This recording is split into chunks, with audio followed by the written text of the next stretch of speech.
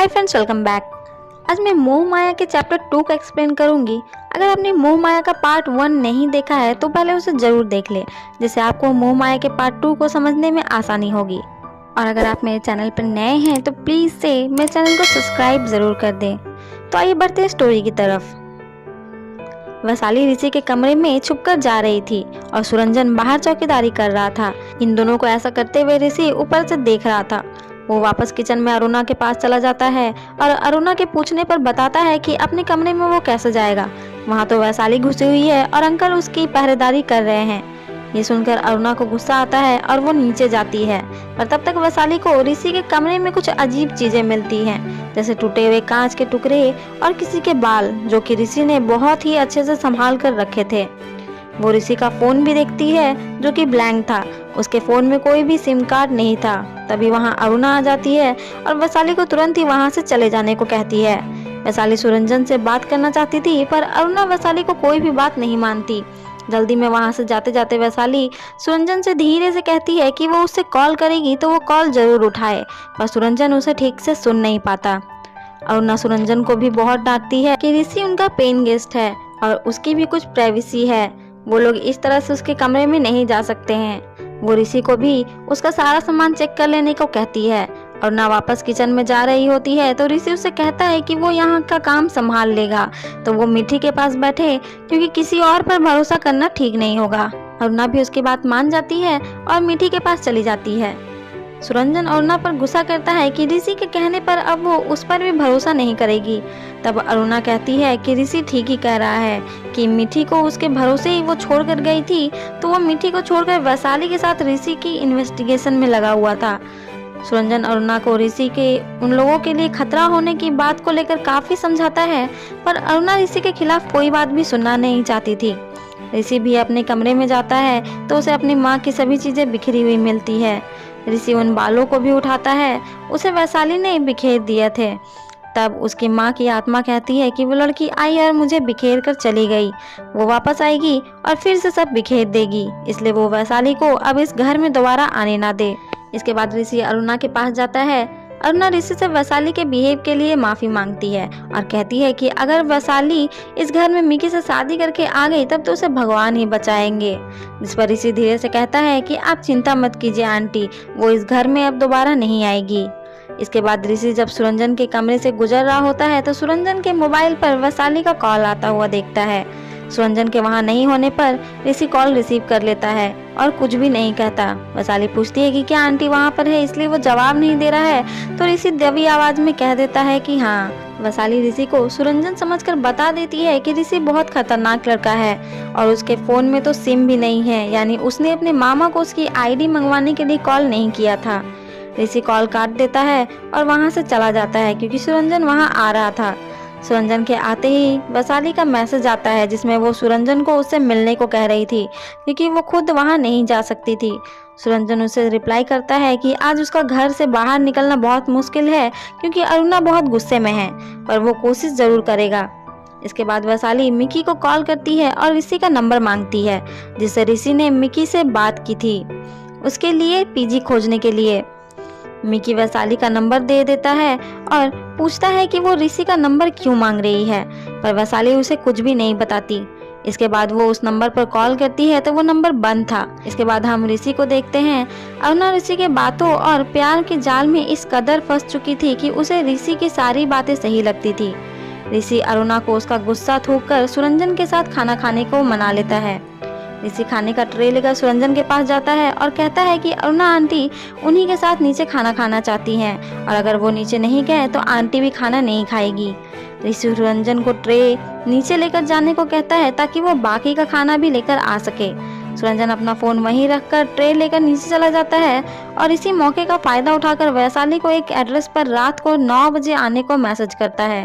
वो उसे एक रेस्टोरेंट का नाम भी बताता है जहाँ वो सुरंजन का वेट करेगी। वो ये भी कह देता है कि वो अरुणा के पास होगा तो वैशाली उसे कॉल या मैसेज ना करे, क्योंकि इससे अरुणा को पता चल जाएगा, और अगर उसे आने में थोड़ी देर हो जाए तो वो प्लीज वहीं उसका वेट करे, वो जरूर आएगा।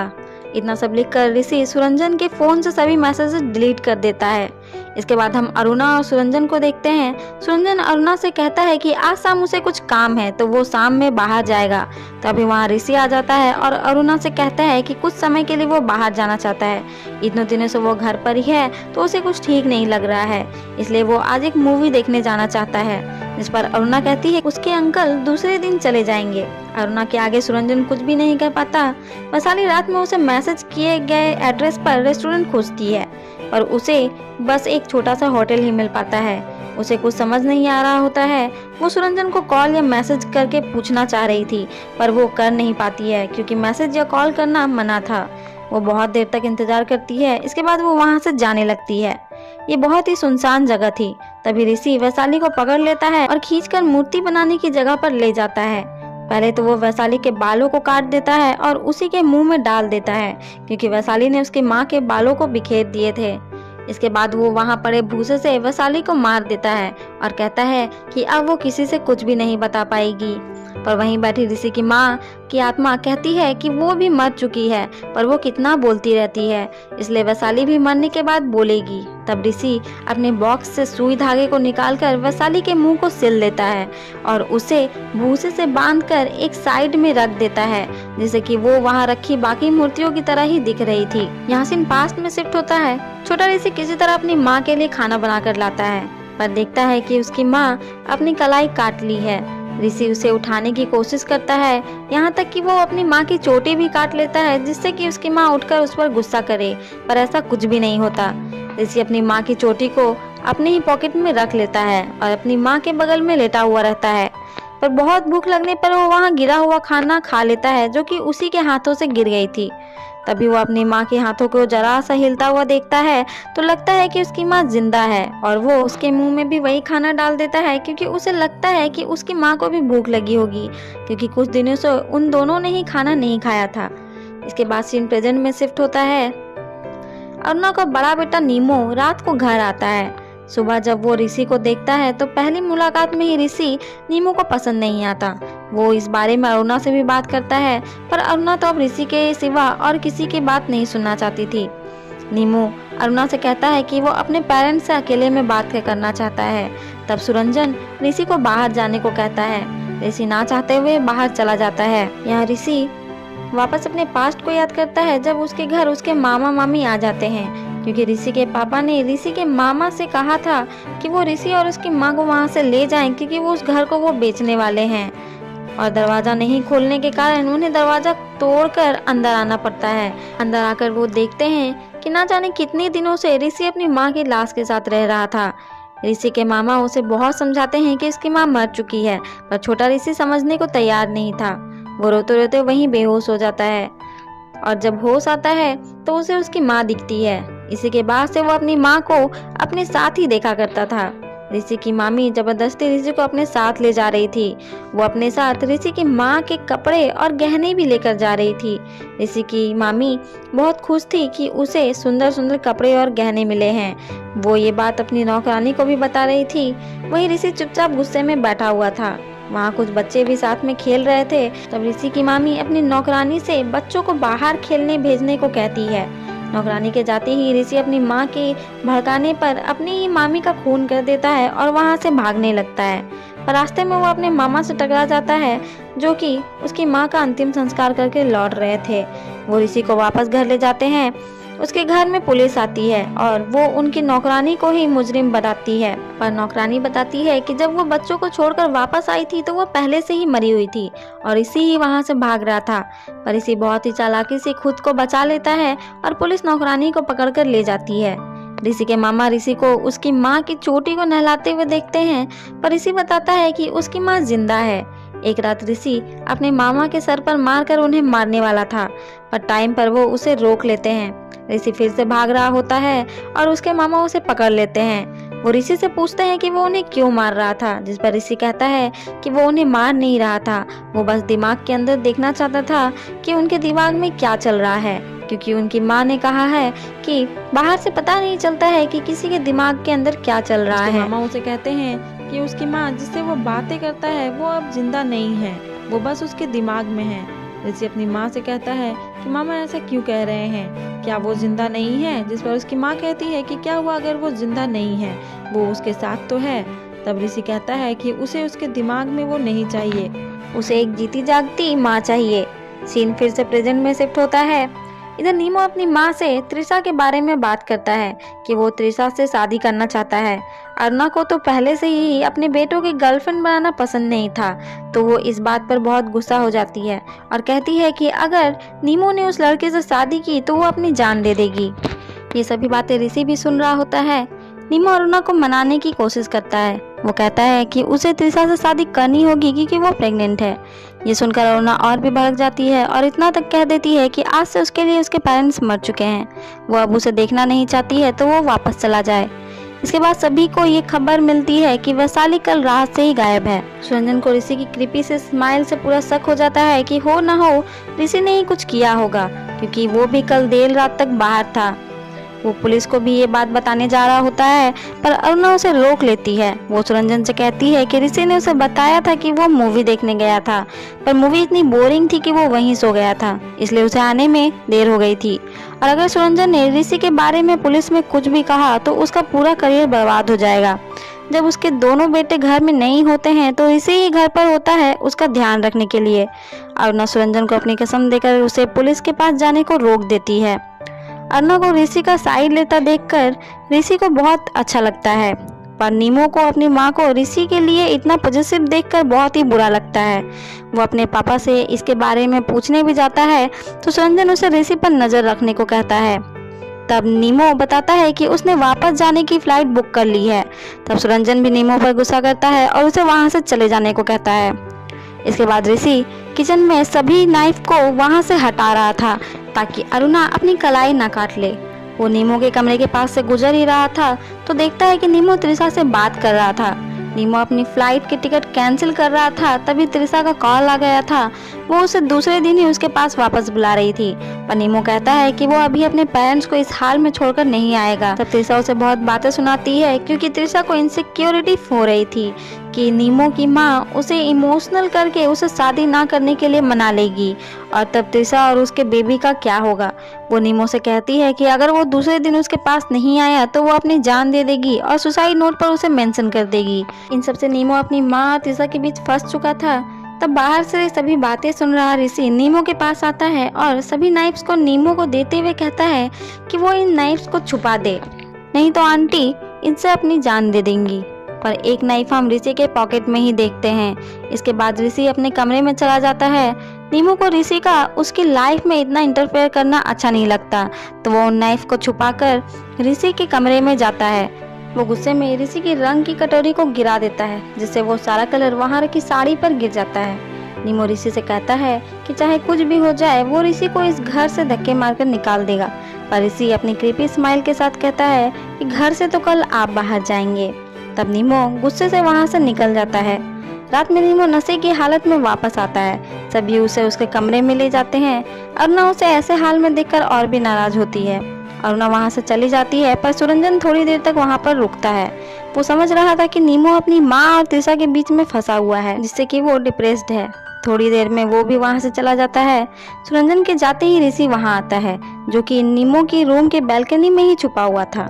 ऋषि अपनी पास रखी नाइफ से नीमो की कलाई काट देता है। बहुत ज्यादा नशे में होने के कारण नीमो ऋषि का सामना नहीं कर पाता है। ऋषि नाइफ को नीमो के हाथ में पकड़ा देता है, जिससे ये सुसाइड लगे। वो अपने रंग की कटोरी, जिसे सुबह नीमो ने फेंक दिया था, उसे नीमो के खून से वापस भर लेता है। सुबह ऋषि अरुणा के साथ होता है और उसे कहता है कि उसकी आलता का रंग फीका पड़ गया है। वो जिद करके उसे आलता लगाता है। अरुणा कहती है कि इस आलता का रंग थोड़ा गहरा है, जिस पर ऋषि क्रीपी फेस के साथ धीरे से कहता है कि खून का रंग तो गहरा ही होता है। सुरंजन जब नीमो के कमरे में जाता है तो देखता है कि नीमो ने अपनी कलाई काट ली है। वो तुरंत डॉक्टर को कॉल करता है। तभी त्रिशा नीमो को कॉल कर रही होती है। सुरंजन त्रिशा का कॉल रिसीव करता है तो त्रिशा नीमो को बातें सुनाने लगती है। उसकी बातों से सुरंजन समझ जाता है कि नीमो किस तरह डिप्रेस्ड था। वो अरुणा को उसके बेटे के पास से हट जाने को कहता है, क्योंकि उसकी धमकियों के कारण ही उसने सुसाइड कर लिया था। क्योंकि वो जिंदा रहता तो त्रिशा से शादी जरूर करता, क्योंकि उसका बेटा एक जिम्मेदार लड़का था। वो अरुणा पर काफ़ी गुस्सा करता है और अरुणा को घसीटते हुए नीमो से दूर ले जाता है। डॉक्टर आकर ये कंफर्म कर देता है कि नीमो मर चुका है, पर अरुणा ये बात मानने को तैयार नहीं थी कि उसका बेटा मर चुका है। वो बार बार कहती थी कि नीमो अभी आएगा। सुरंजन समझ गया था कि अरुणा अब कुछ समझने वाली नहीं है, वो पूरी तरह से ऋषि के वश में है। उसे अब अपनी बेटी मीठी को बचाना था, तो वो फैसला करता है कि वो मीठी को लेकर वहाँ से चला जाएगा। अरुणा उसे रोकने की बहुत कोशिश करती है, पर सुरंजन अब नहीं रुकता। वो अरुणा से कहता है कि कोई भी उसकी मर्जी के खिलाफ कोई काम करता है तो वो मरने लगती है। तो अब वो उससे कह रहा है कि अगर उसने उसे रोकने की कोशिश की तो वो उसका मरा मुंह देखेगी, और सुरंजन वहाँ से चला जाता है। सुरंजन और अरुणा को देखकर ऋषि को अपनी माँ का याद आता है, जब उसे उसके पिता छोड़कर चले गए थे। फाइनली अरुणा की हालत भी अब ऋषि की माँ की तरह ही हो गई थी। ऋषि अरुणा को कहता है कि उन सभी को जाने दीजिए, वो है उनके लिए, और नीमो भैया भी आने वाले हैं। इधर सुरंजन मीठी को लेकर अपनी दीदी के घर आ गया था। वो मीठी की एक दवाई घर पर ही भूल गया था, जिसे लेने वो वापस घर जाता है। वहाँ वो देखता है कि ऋषि एक गाना गाते हुए अरुणा को नहला रहा है। ऋषि अरुणा के शरीर से खून के दाग को साफ कर रहा था। सुरंजन और भी नाराज हो जाता है और वहाँ से जाने लगता है। तब अरुणा उसके पीछे जाती है उसे रोकने के लिए कि वो मीठी को लेकर वापस आ जाए, क्योंकि नीमो भी आने वाला है और फिर सब ठीक हो जाएगा। सुरंजन अरुणा को समझाता है और उसे अपने साथ चलने को कहता है, पर ऋषि अरुणा को अपनी बातों में फंसाकर जाने नहीं देता। अब सुरंजन कहता है कि जिस दिन उसकी आंखों से ऋषि की बंधी पट्टी हट जाएगी तो वो उसे बुला ले, तब वो अरुणा को लेने आ जाएगा। इसके बाद सुरंजन वहाँ से चला जाता है। अरुणा बहुत रो रही थी, तो ऋषि कहता है कि वो मीठी को घर लेकर आएगा। वह अरुणा से सुरंजन के दीदी का घर का एड्रेस भी मांग लेता है। ऋषि के जाने के बाद सुरंजन की दीदी का फोन आता है, तो सुरंजन के बारे में पूछती है। वो अरुणा को समझाती है कि नीमो मर चुका है। तब अरुणा को सुरंजन की बातें याद आने लगती है कि उसी की वजह से उसका बेटा मारा गया है। इधर हम ऋषि को देखते हैं, जो सुरंजन की दीदी के घर पहुंचकर सुरंजन को मार डालता है और मीठी को वहीं छोड़कर आ जाता है। हम देखते हैं कि अरुणा पागल सी हो गई थी, वो भी अपनी जान देना चाहती थी, जिससे कि वो नीमो के पास जा सके। ऋषि जब घर आता है तो अरुणा को नहीं देखता है। उसे अपनी माँ की याद आता है कि वो भी इस सिचुएशन के बाद मरना चाहती थी, इसलिए वो अरुणा को पूरे घर में ढूंढने लगता है। अरुणा फांसी लगाकर मर रही थी, पर समय पर ऋषि उसे बचा लेता है। अरुणा ऋषि के कंट्रोल से बाहर जा रही थी और वो भी अब उसी की माँ की तरह मरना चाहती थी। तब ऋषि अरुणा को मीठी की नींद की दवाई देकर उसे सुला देता है। दूसरी तरफ हम देखते हैं कि वैशाली की लाश भी वहाँ के लोगों को मिल चुकी थी, क्योंकि उससे अब सड़ने की बदबू आ रही थी। अब मीठी रो रही थी, क्योंकि ऋषि के कुर्ते पर लगे खून से वो समझ चुकी थी कि उसके पिता भी मारे गए हैं। इसके बाद हम ऋषि को देखते हैं, जो नीमो के कपड़े पहन रहा था। तब ऋषि की माँ कहती है कि उसके कपड़े पहन लेने से वो नीमो नहीं बन जाएगा। तब ऋषि अपनी माँ को वहाँ से भगा देता है, जिससे हम समझ पाते हैं कि शायद से ऋषि की माँ की घोस्ट जो कि उसके दिमाग में थी वो अब दोबारा नहीं आएगी, क्योंकि ऋषि को अब उसकी माँ मिल चुकी थी अरुणा के रूप में। वो एक बंगाली सैड सॉन्ग गाते हुए अरुणा को भी बांध रहा था। अरुणा को भी नीमो के कपड़ों में ऋषि नीमो ही लग रहा था। वहीं दूसरी तरफ हम किसी को घर आता हुआ देख रहे थे, जो कि मिकी होता है, और ऋषि उसे देखकर चौंक जाता है। इसी के साथ ये सीरीज यहीं खत्म हो जाती है। अब आप सभी कमेंट करके ये जरूर बताएं कि क्या ऋषि ने मिकी को भी मार दिया होगा, या मिकी अपनी माँ को ऋषि से बचाने में कामयाब हो पाएगा। इसी के साथ अगर आपको मेरा काम पसंद आया हो तो मेरे चैनल को सब्सक्राइब ज़रूर कर दें, ताकि मैं और भी नए नए इंटरेस्टिंग एक्सप्लेनेशन ला सकूं। मिलते हैं अगले वीडियो पे, तब तक के लिए बाय, और वीडियो देखने के लिए थैंक यू।